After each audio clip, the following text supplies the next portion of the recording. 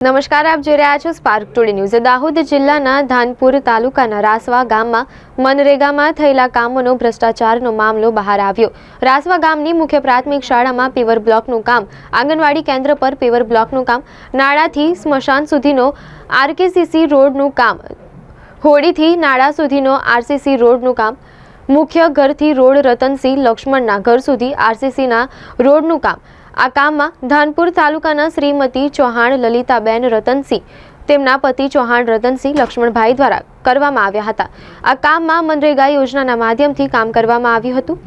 રાસવા ગામના લોકોની એક જ માંગ છે, યોગ્ય સ્થળ પર કામોની તપાસ થવી જોઈએ, તેમજ આ કામમાં જે પણ ભ્રષ્ટ કર્મચારી હોય કે આગેવાન, તેના ઉપર સખતમાં સખત કાર્યવાહી થવી જોઈએ। શું વહીવટી તંત્ર ધાનપુરના રાસવા ગામના મનરેગાના કામોમાં ભ્રષ્ટાચાર થયો તેની તપાસ કરશે કે કેમ તે જોવું રહ્યું। ધાનપુર તાલુકાના રાસવા ગામના રાસવા મુખ્ય પ્રાથમિક શાળામાં પેવર બ્લોકનું કામ આવ્યું હતું।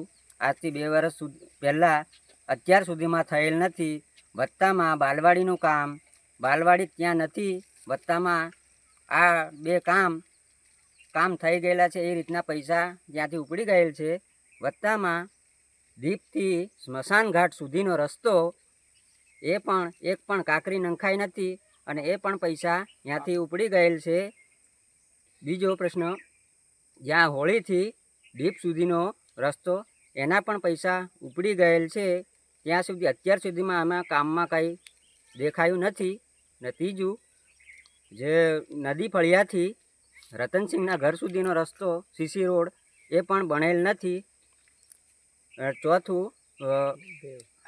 દેવ મુખ્ય માર્ગથી દેવ સુધીનો સીસી રોડ એ પણ અત્યાર સુધી થયેલ નથી।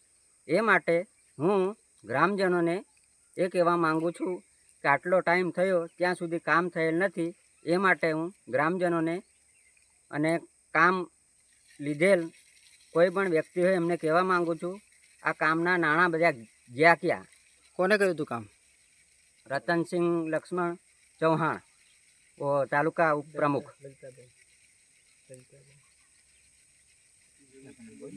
લલિતાબેન રતનસિંહ ચૌહાણ પ્રમુખ, એમના પતિશ્રી રતનસિંહ લક્ષ્મણસિંહ ચૌહાણ, એમને રાખેલ હતા કામ આ બધા।